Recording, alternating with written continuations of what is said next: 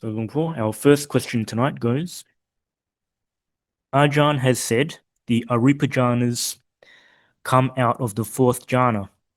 Is it like a ladder, much the same as the first four, or is it like four different paths one can take?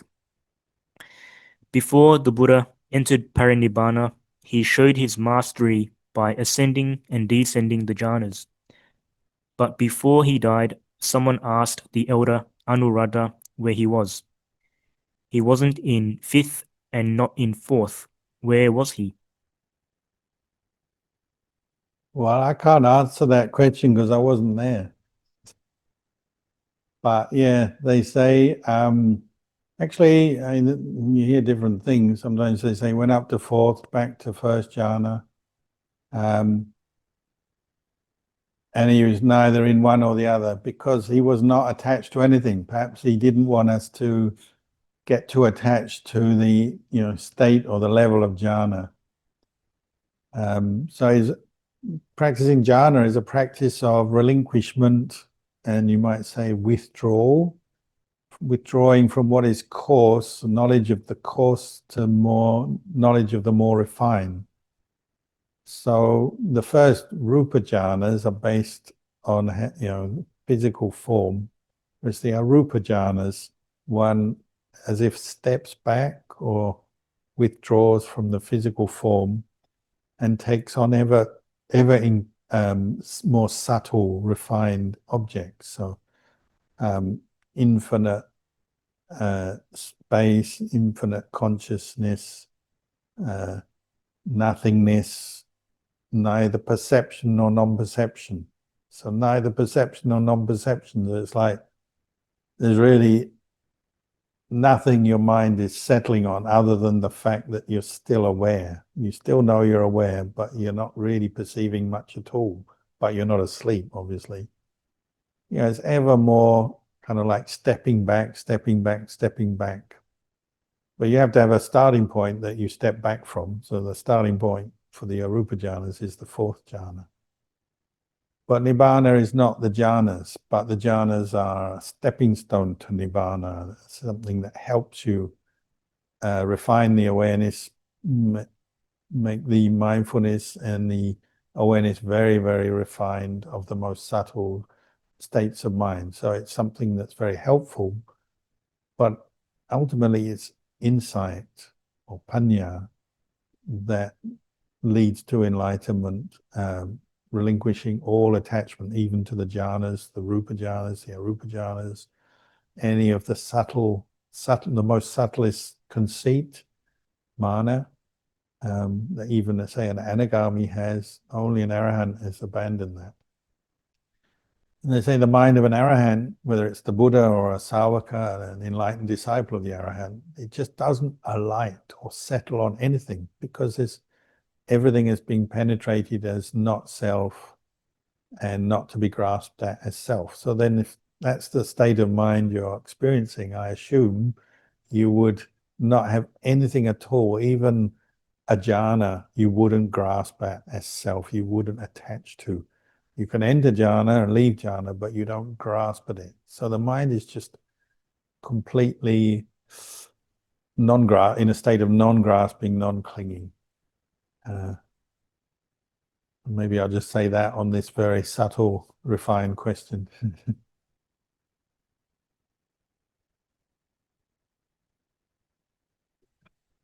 Sadhu Lumpur. Next question. What's the relationship between the history of the Ramayana and Ramakien? Are the characters real people, Rishinga, for example, or are they just fables that different cultures have borrowed? Well, like many things that get stories and fables and legends that get handed down over the centuries, you can't help but have a certain amount of embellishment and imagination added in for ease of telling, for interest. But maybe there's a starting point in all of this that was to do with devas and beings, maybe historical beings as well, people, but also devas. But as I said, over the handing these stories down, there's going to be a certain amount of embellishment. It's the same even, with some aspects of the suttas. We have those suttas that we believe are very close to the words of the Buddha. We can't be absolutely sure because we weren't there, but some seem very close to the words of the Buddha and seem to confirm with each other that they are very unembellished, unchanged. And then there's others that seem to be additional texts from maybe later monks or commentators have added on or slightly changed them. That's the fact of life, isn't it? When you hand information down, whether it's verbally or even in writing, over the centuries, over the generations, things can get changed a little bit here, a little bit there. You just have to accept that. So I think what you're pointing out, well, there'll be some of that going on. But maybe there's still plenty you can learn from these stories. There's often, a lot of Dhamma in the Ramayana or the Ramakien.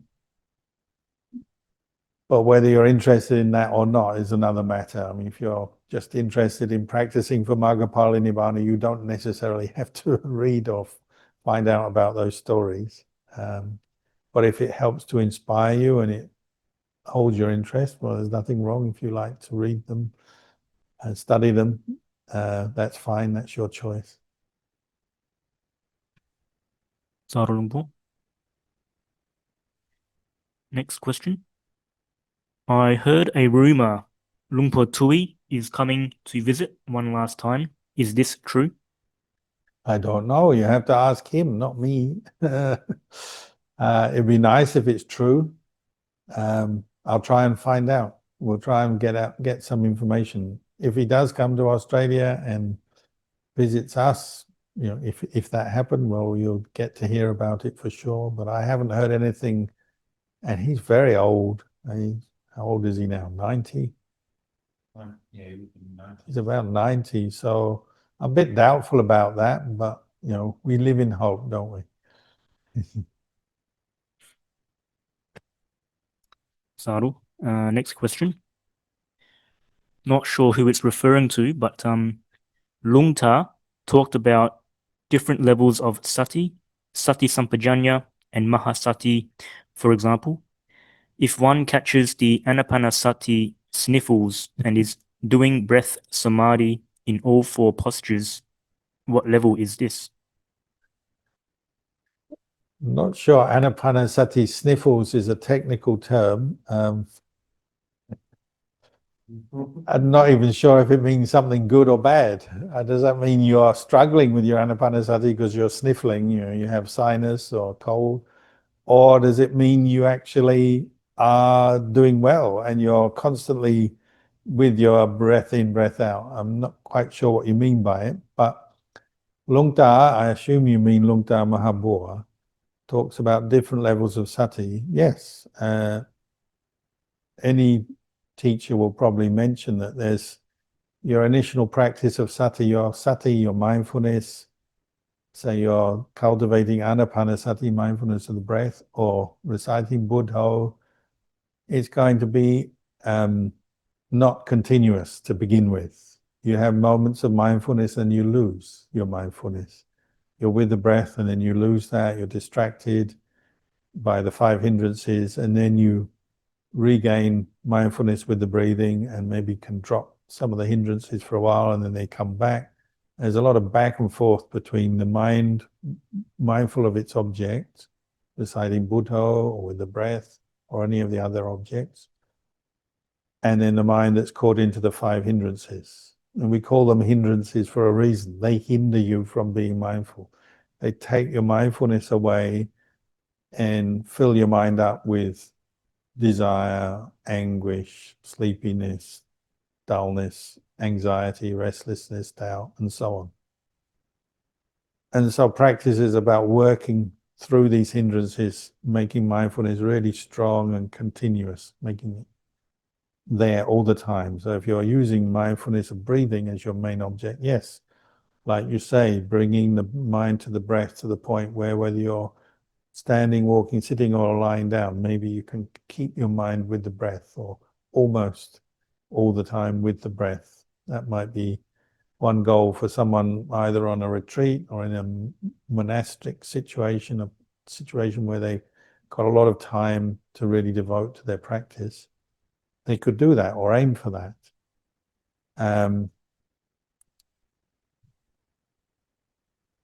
It's a matter of your own practice, isn't it? When the mind gathers together, we call that samadhi, but whether it's gathering together, unifying, becomes one-pointed, the hindrances pass away or subside, whether that's just for a few moments, a few minutes, or for many minutes, or for many hours. There are depths to samadhi, or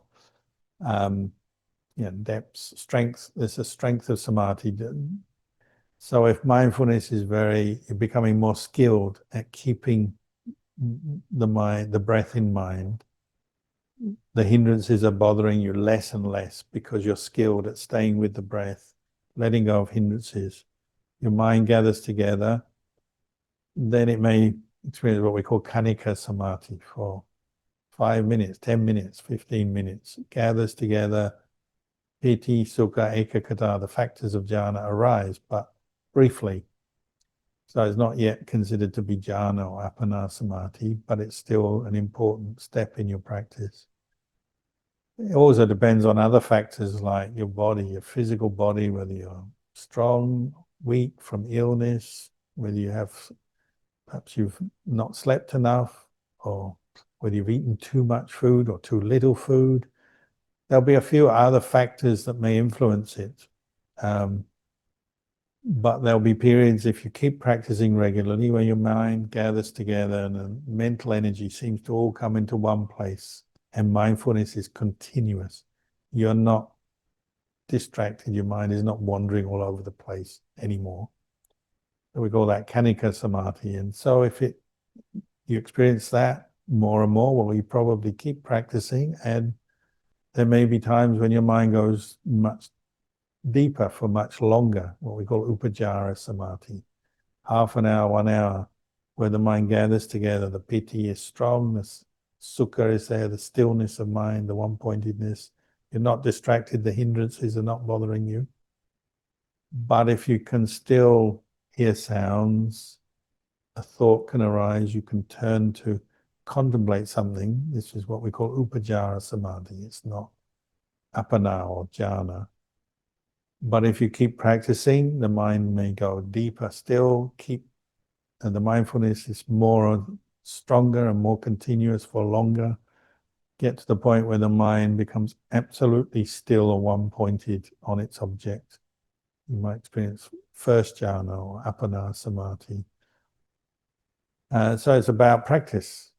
Keep practicing, but if you get to that level, either upacara or appana samadhi, like you say, you're experiencing the samadhi, the piti, the sukha, the one-pointedness in all postures, not just when you're sitting and then you stop sitting and it all disappears.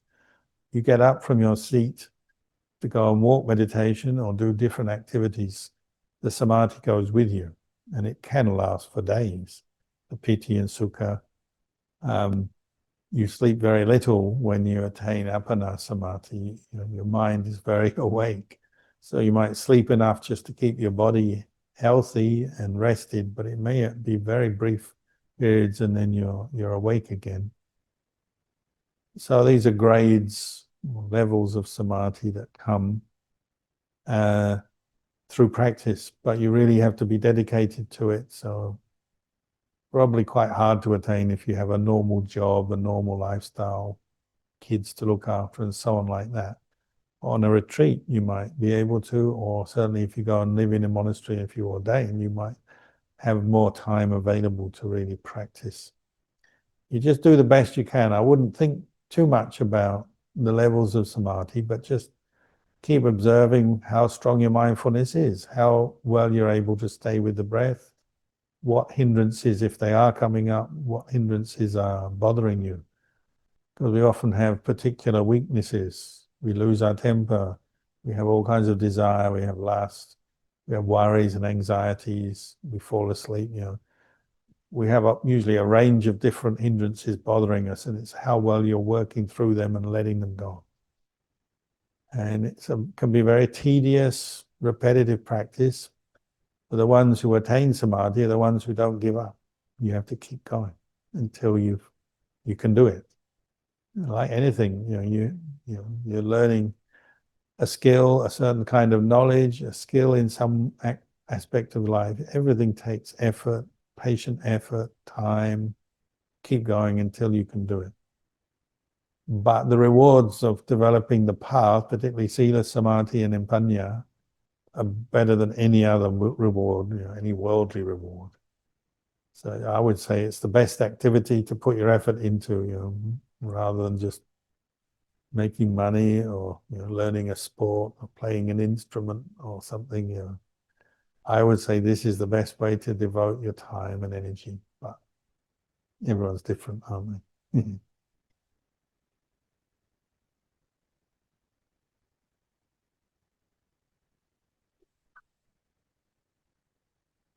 Sadhu Luang Por. Next question. Dear Luang Por, please excuse the question, but what should we do if lust arises whilst meditating, e.g. when doing metta meditation? It seems like lust and piti, sukha have some similarities in the feeling tone. Please advise. Thank you so very much. Very much. So I think everyone will have to experience this to some extent, because everyone has lust. You wouldn't be born as a human being if you didn't have lust. You're born into the world because of your previous lust from a previous life. What is lust? Well, it's very much connected to attachment to this body, identifying with the body as me, myself. All the physical feelings of lust are very strong, the pleasures we have with this body. Everyone has that, whether they recognize it or not. It's just normal part of a human existence.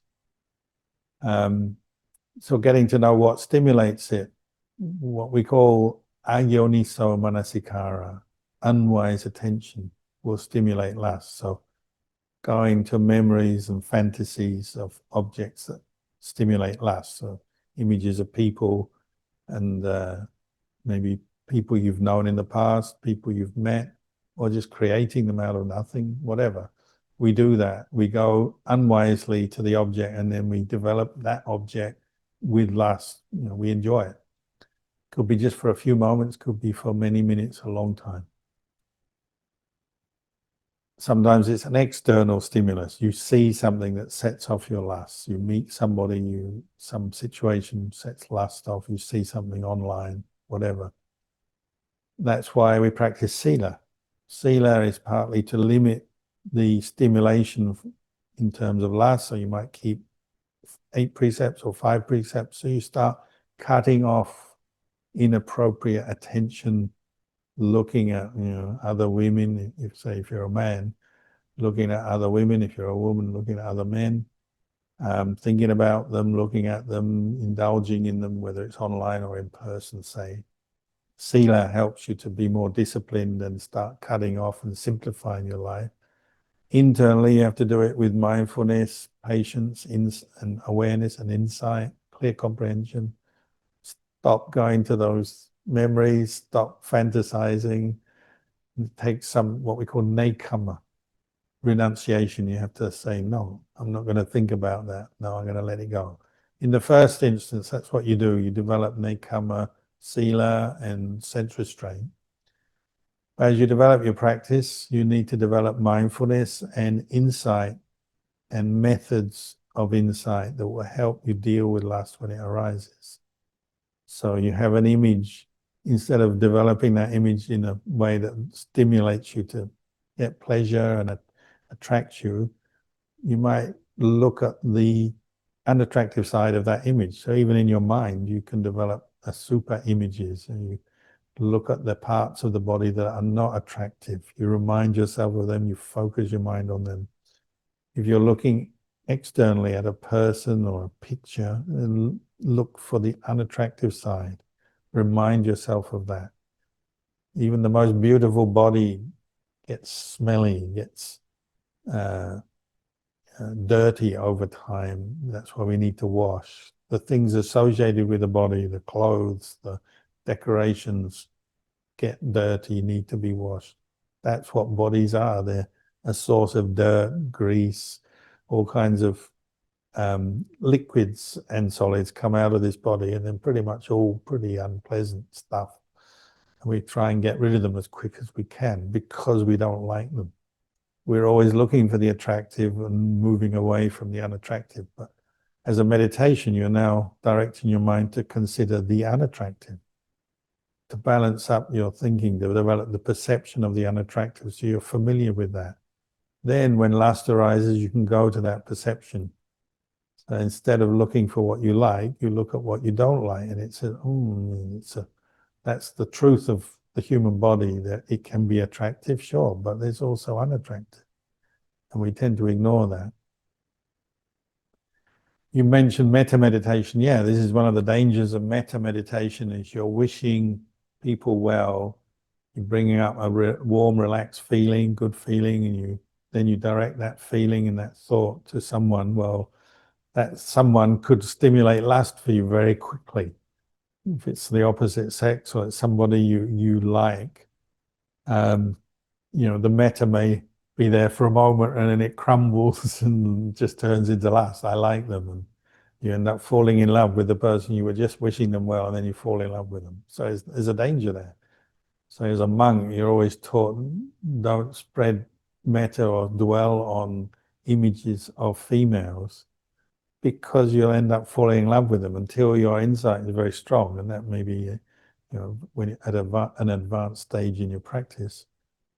You don't want to dwell too much on females if you're a male, or males if you're a female. So you have to be careful, you have to be restrained and use wisdom and insight to guide your metta practice. And like you say, with metta, you get a lot of very comfortable, pleasant feelings, which is what you're wishing for yourself or others. But for some people, that just triggers lust. So you have to be very careful. You have to keep mindful, keep aware of what you're doing, what's leading to what, cause and effect. They always say, the monk in the forest has to be very careful if a female deva comes to see them, because female devas bring with them a lot of piti and sukha, and they're very beautiful.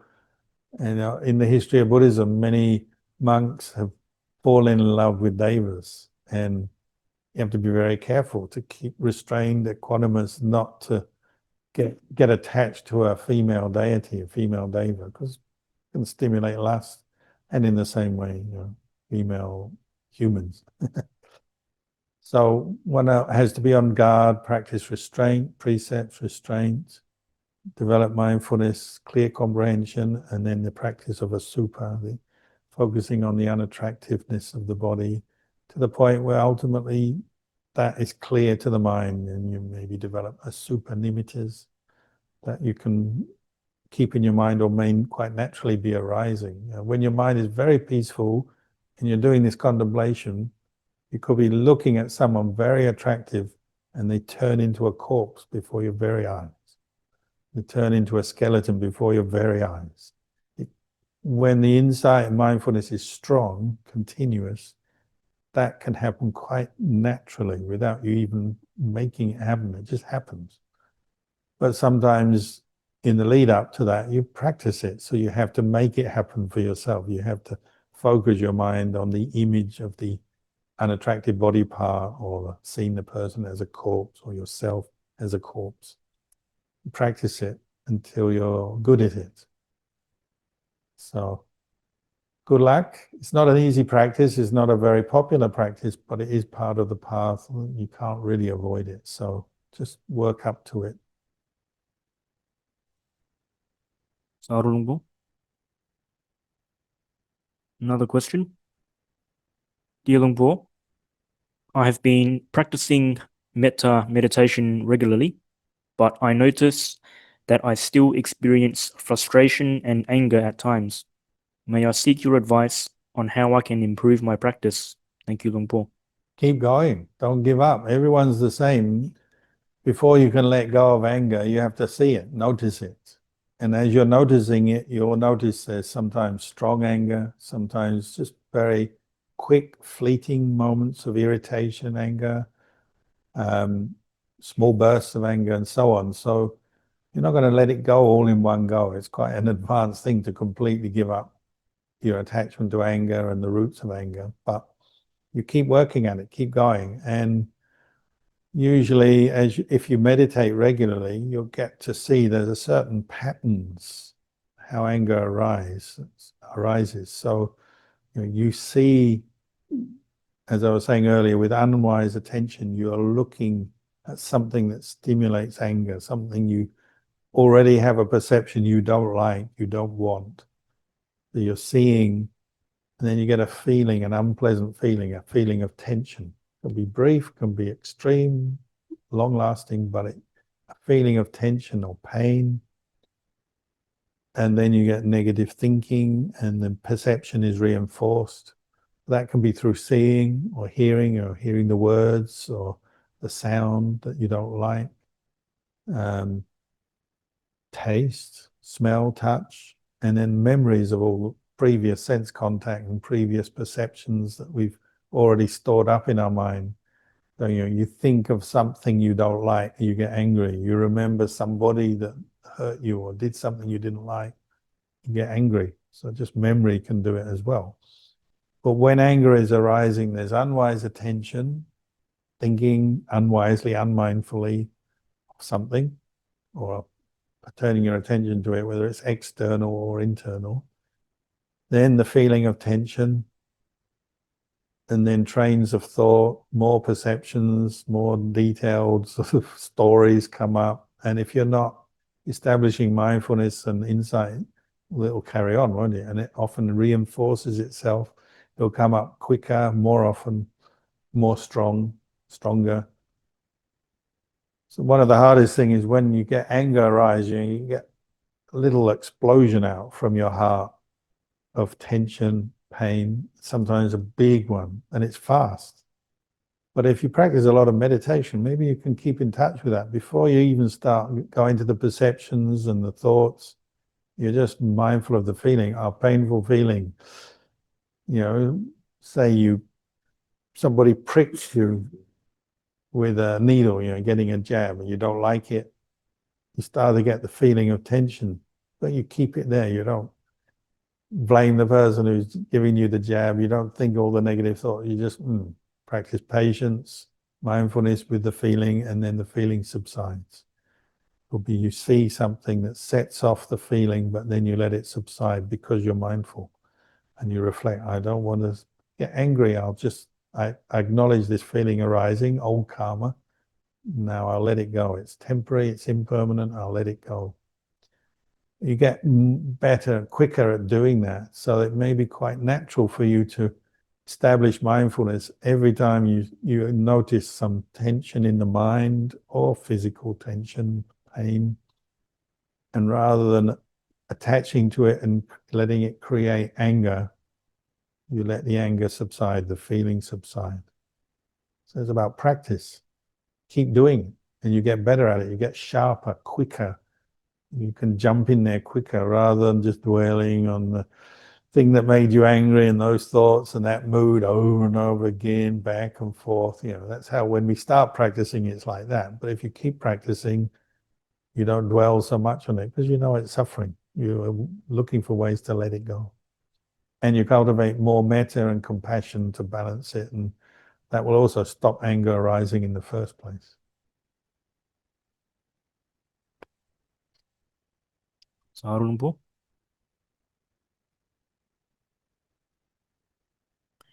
Next question.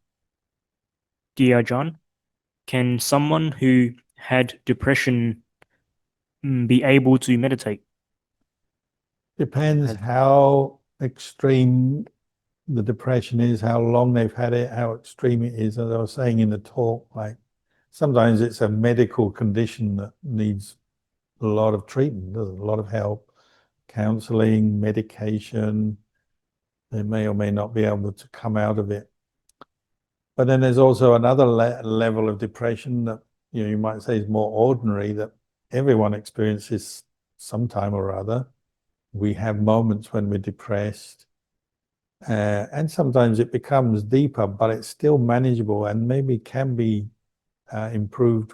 The situation can be improved through meditation and mindfulness practice. So sometimes mindfulness and meditation will help, but sometimes we expect too much from the person that, we think, oh, just go and meditate and your depression will subside, you'll become mindful and let it go. Well, perhaps it's too advanced for that. They're not ready for meditation. Some people, they need to look more at things like lifestyle. Maybe they need to make lifestyle changes because there may be certain things prompting the depression. They may need a lot of advice, counseling, help as well. They may need to look into doing things that make them feel more relaxed and give some meaning to their lives, so things like charity, volunteering, helping others in very simple ways or more complex ways, just depends on the person and the situation. I'm not really an expert on depression, but this is what I've learned from being a monk, teaching people with depression, that sometimes there are fairly simple things, changes they can make in their lifestyle, like giving up alcohol and drugs is a very common one that can improve things quickly. But that's also hard to do, isn't it? But it can help. Changing lifestyle, changing relationships. If you're in an abusive relationship or something, maybe that needs to be addressed and changed. Obviously, a lot of people are carrying trauma and bad memories from the past, PTSD, various previous abuses and things that may again need a lot of help, advice, but also developing some good, wholesome activities to help the person develop more happiness in the things they're doing. And then some people are just very depressed, clinically depressed, need healthcare from healthcare professionals. Just telling them to meditate is not going to work. It's not enough. So it depends on the person and the situation. Yes, it can help, but sometimes they need much more than just meditation. And occasionally meditation is the wrong thing to do. They're not ready for it. So it depends on the person. Sadhu. We have another question here. Thank you, Ajahn, for the encouraging talk. It is very timely as I feel my vasa determinations wavering, and I'm struggling to keep my wholesome habits going. May I know what is the best way to stop beating myself up and negativities when I feel like I'm not reaching the expectations I set for myself? Thank you, Ajahn.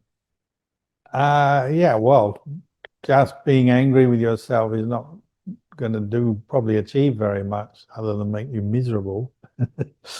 Go to look at the causes, some of which I was talking about tonight.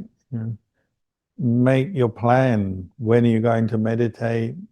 When are you going to listen to the Dhamma? How can you introduce Dhamma into daily life?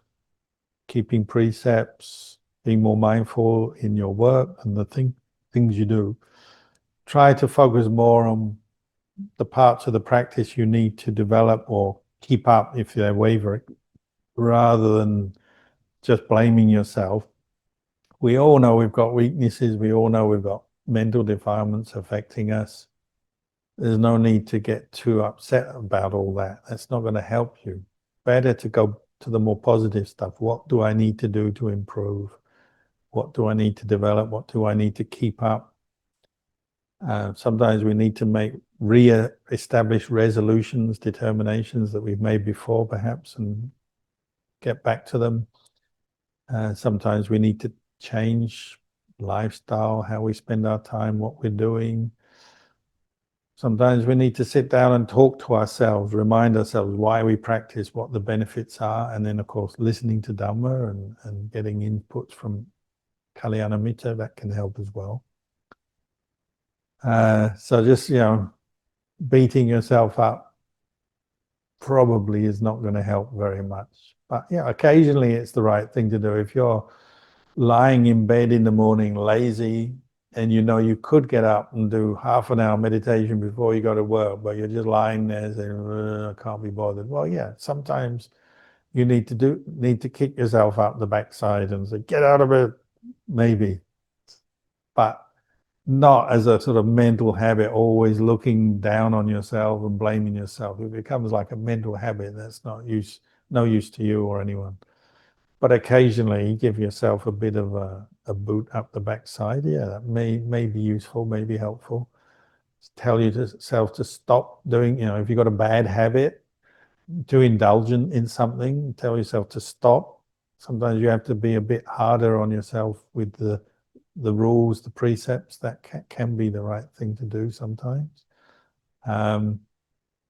If you've got a really bad habit you're trying to kick, sometimes you just have to say to yourself, I would rather die than have another drink or another cigarette, or I'd rather die than watch more porn, or I'd rather die than gamble, or I'd rather die than just spend another morning lying in bed rather than getting up and meditating.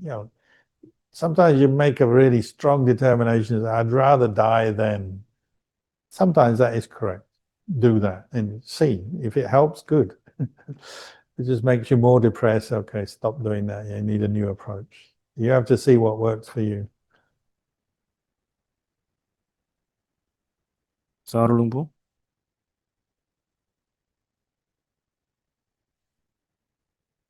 Another question here.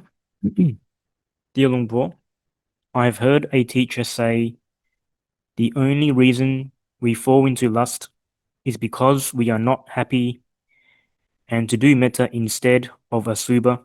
What do you think about this? Thank you. Well, sometimes that's correct. Yeah. It's just hard to generalize, isn't it? It depends on the person, where they're at in their practice. The danger with asubha, contemplating the unattractiveness of the body, is it can make you feel miserable if you're not ready for it or you're not doing it in a balanced way. You can get irritable, miserable, take it out on other people. You become grumpy with other people and so on, because you're kind of cutting off where there's a lot of personal investment in happiness. Most people see lust as a source of happiness. So if you cut that off, it's like, I've lost my happiness. So they become grumpy. So you've got to balance that. You've got to get some happiness, wholesome happiness from somewhere else. So sometimes metta is a good balance. Practicing kindness in different ways, generosity in different ways, things that bring out a sense of well-being to balance the sense of loss when you're practicing renunciation and asubha. Really, the best antidote is samadhi. So you develop samadhi in whatever way you can, whether it's anapanasati, metta, recollecting the Buddha. As samadhi comes up, you get a sense of well-being, piti and sukha arise. So then when you turn to contemplate the body, you can cope with it better. It doesn't necessarily make you grumpy. It's like, it sobers you up. So it doesn't make you like ecstatically happy necessarily, but it helps you see the way things are. And that brings peace. If you're practicing asubha meditation correctly, it will make you peaceful. And of course, when you're peaceful, you're not grumpy, you're not unhappy. But to get to that point where you're peaceful from asubha, you may have to do other things first to make you peaceful and ready to practice asubha. So many people will develop generosity, keep precepts, meditate on the breath, on loving kindness, on other things first, and then later they go to asubha. Step-by-step process. It's probably the more common approach, I would say. So if you find you're trying asubha and you're miserable, or if you fall into lust easily, you want to find something else that will balance that. So a meditation object that you're satisfied to be with the experiment, whether it's the breath or someone was saying yesterday that they reflect on death, and that brings them a sense of contentment and peace. So if it works, do it. And then you will fall into lust less, and then you're maybe ready to do a super and deal with your lust. So you need to find sources of wholesome happiness that will counter both the lust and also prepare you for the investigation of the unattractiveness of the body. There are few people who do it as their main meditation object from day one, a super meditation from day one, and they get good results. It makes them very peaceful very quickly. But I would say they're a minority. The majority of people need to do a step-by-step process, so they're developing other kinds of happiness, which both counter the lust and also allow them a platform to investigate the super. Sadhu Luang Por.